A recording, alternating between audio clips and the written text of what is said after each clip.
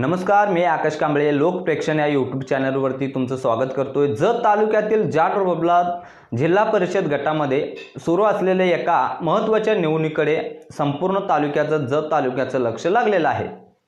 ही निवडणूक फक्त एका जागेसाठी नाही तर पुढील काळात या भागाचा विकास कोण करणार ठरवणार यासाठीची लढाई आहे। त्यामुळेच ही निवडणूक सर्वसामान्य लोकांसाठी खूप महत्त्वाची ठरते। महिला आरक्षणामुळे यावेळी जाट बबलाद गटात थेट लढत पाहायला मिळत आहे। भाजप आणि राष्ट्रवादी आमनेसामने ठाकले आहेत। पाणी, रस्ते आणि रोजगार यासारख्या जिव्हाळ्यांच्या मुद्द्यावरही निवडणूक लढवली जात आहे। नेमकं या गटात काय चाललंय, कोण काय म्हणतंय आणि मतदार काय विचारतोय, हे सगळं आपण आज सविस्तर पाहणार आहोत या व्हिडिओच्या माध्यमातून। तर नमस्कार, जाट बबलाद जिल्हा परिषद गट यावेळी विशेष चर्चेत आहे, कारण महिला आरक्षणामुळे इथे दोन थेट उमेदवारांमध्ये लढत होत आहे। भाजप समर्थित सौ भाग्यश्री तेल आणि राष्ट्रवादी काँग्रेसच्या सौ सावित्री रवी पाटील यांच्यात ही थेट निवडणूक होत आहे। मात्र ही लढत फक्त दोन उमेदवारांपुरती मर्यादित नसून त्यांच्या पाठीशी उभे असलेल्या मोठ्या राजकीय नेत्यांची आणि पक्षांची प्रतिष्ठा पणापणाला लागलेली आहे। जाट बबलाद हा जत तालुक्यातील सीमावर्ती आणि दुष्काळी भाग आहे। या भागात पाण्याची कायमची टंचाई आहे। शेती पूर्णपणे पावसावर अवलंबून असल्यामुळे शेतकरी अडचणीत आहे। अनेक वेळा परिस्थिती इतकी बिकट होते की तरुणांना कामासाठी बाहेर जावं लागत आहे, म्हणजे स्थलांतर होत आहे। त्यामुळे विकासाच्या घोषणा इथल्या लोकांसाठी फार संवेदनशील विषय आहेत।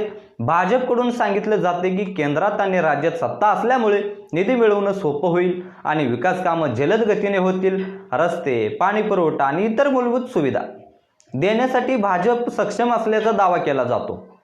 मात्र मतदारांच्या मनात एक प्रश्न आहे की इतकी वर्षे सत्ता असतानाही अनेक प्रश्न अजूनही प्रलंबित का आहेत। राष्ट्रवादी काँग्रेसकडून स्थानिक संपर्कावर भर दिला जात आहे।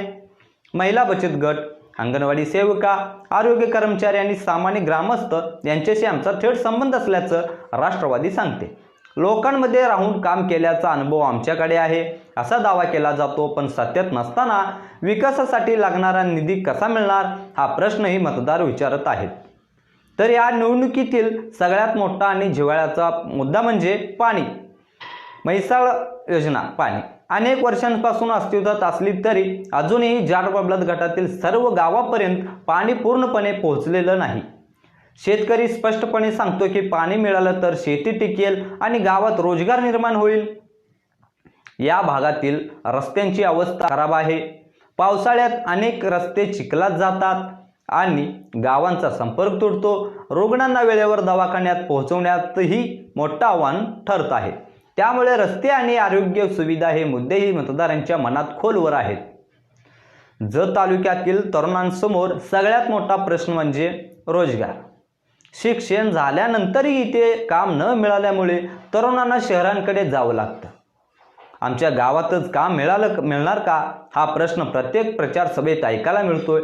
महिला आरक्षणामुळे आणि महिला उमेदवार असल्यामुळे यावेळी महिला मतदारांचा प्रभाव मोठा असणार आहे।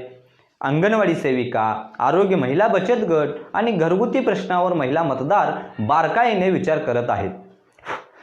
महिलांचं मत या निवडणुकीचा निकाल बदलू शकतं असं चित्र आहे। सध्या प्रचार जोरात चालू आहे, भाषणं होत आहेत, आश्वासनं दिली जात आहेत, पण शेवटी शांतपणे मतदान करताना मतदारच ठरवणार आहे की कोण काम करणार आहे आणि कोण फक्त बोलणार आहे। या निवडणुकीचा निकाल जाट बबलाद गटाच्या पुढील विकासाची दिशा ठरवणार आहे। जर तुम्हाला असा थेट सोप्या भाषेतला आणि जमिनीवरचा राजकीय विश्लेषण आवडत असेल तर लोकप्रेक्षण या यूट्यूब चॅनलला सबस्क्राईब करायला विसरू नका। व्हिडिओला लाईक करा, म्हणजे हा आवाज जास्त लोकांपर्यंत पोहोचेल। आणि हो, जाट बबलाद गटाबाबत तुमचं मत काय आहे? भाजप की राष्ट्रवादी काम करेल असं तुम्हाला वाटतं ते कमेंटमध्ये नक्की लिहा। तुमचं मत आमच्यासाठी महत्त्वाचं आहे।